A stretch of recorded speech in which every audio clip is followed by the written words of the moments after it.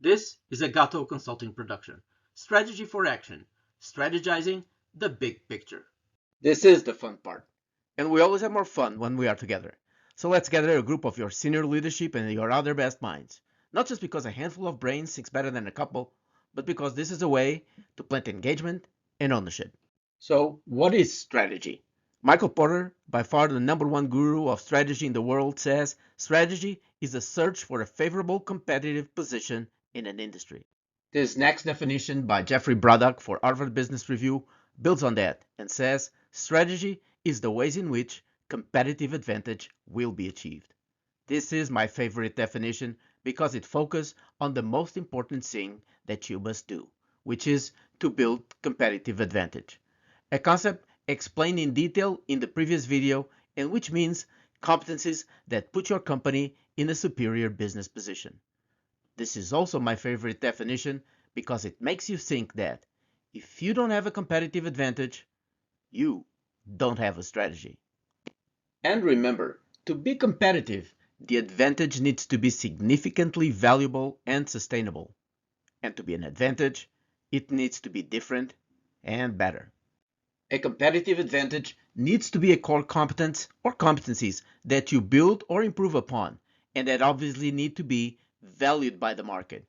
And you should be able to conjure your activities in a way that delivers it and gets you a high return on capital. On the point that those core competencies need to be supported and reinforced by a network of activities, in his seminal 1996 Harvard Business Review article, What is Strategy?, Michael Porter goes on to say that creating fit among the activities of a company is part of what managers need to do to strategize. And that in fact, strategy depends on doing many things right.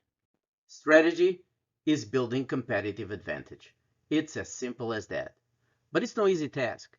Said differently, strategy is a set of guiding long-term choices that an organization makes to be sustainably different and better than competitors.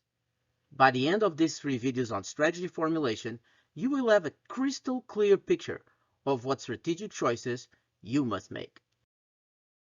Competitive advantage should enable you to deliver more value to your customers than your competitors, and to make more money out of it. And there are two main types of competitive advantage: differentiation and relative cost position. Whether you choose one or the other, you want to move towards what Michael Porter called the productivity frontier, where you become a best-in-class player in differentiation or cost. There could be a few differentiators, but usually only one or two cost leaders. Those that try to be both, or don't try to be anything, become what Michael Porter called stuck in the middle. And usually they have problems, including profitability and cultural problems. Therefore, there are a couple of types of generic strategies: differentiation/premium or cost leadership. In a sense, to win, you can either make things better or cheaper than your competitors. There is yet a third generic type, called focus, where you find a niche of the market that is relatively small, where you can gain some customer captivity or loyalty, and with few or no competitors, and where the overall market leader for some reason might not be present. However, as long as you have one or two competitors, local as they might be, you will also need to determine whether in that niche you will be a premium player or a cost leader. Then there is the void. You're stuck in the middle. Bruce Greenwald, Columbia University, wrote in his book Competition Demystified that, quote, for markets where there are no competitive advantages, the only strategy is a relentless focus on operational efficiency, end quote. These industries become commoditized, and you're just hanging in there. But don't despair.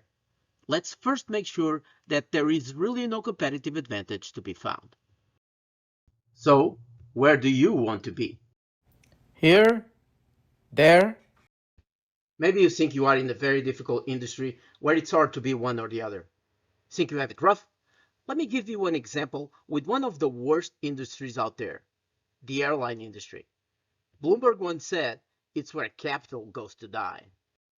A 2017 McKinsey study revealed that only 13 airlines around the world earn their cost of capital.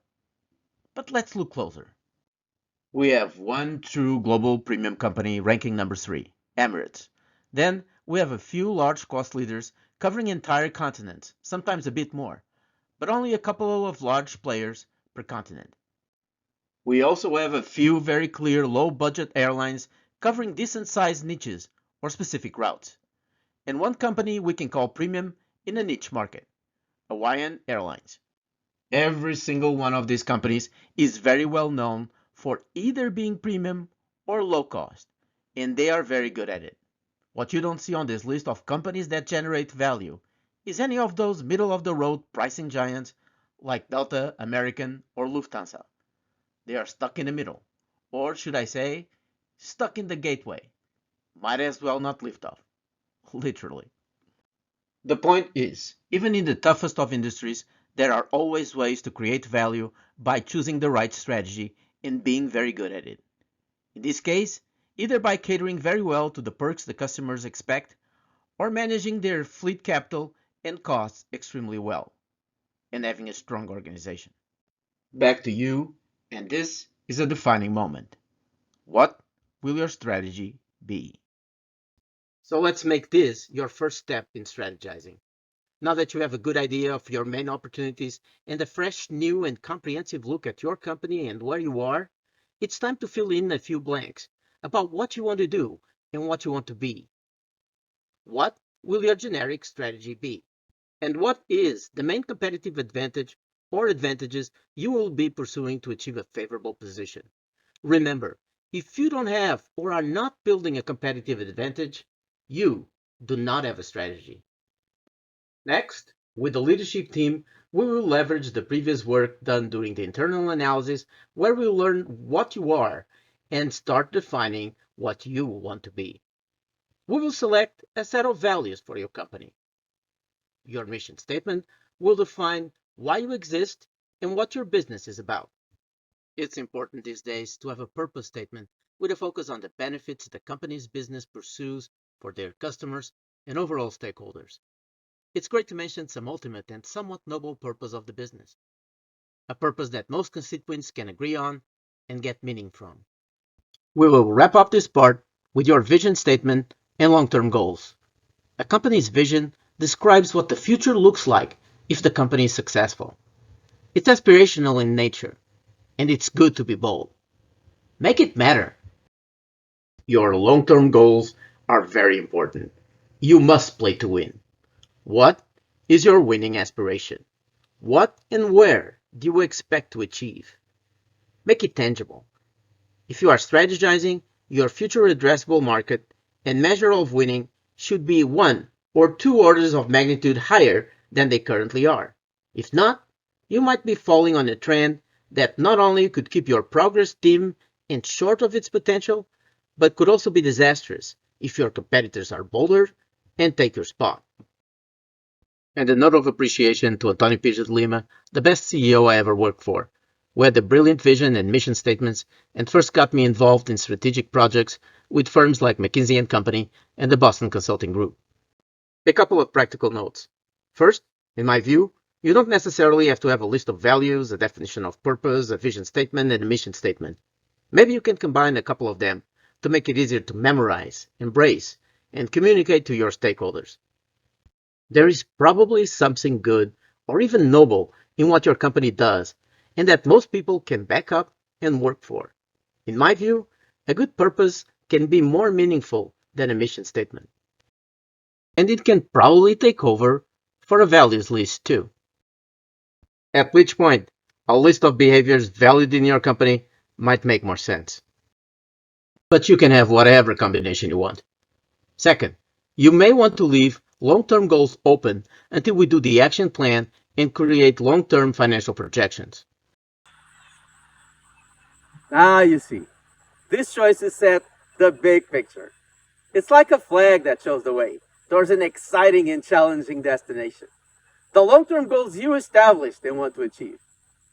But it's also going to be a framework for all future decision making, clarifying priorities and defining what you do and what you don't do.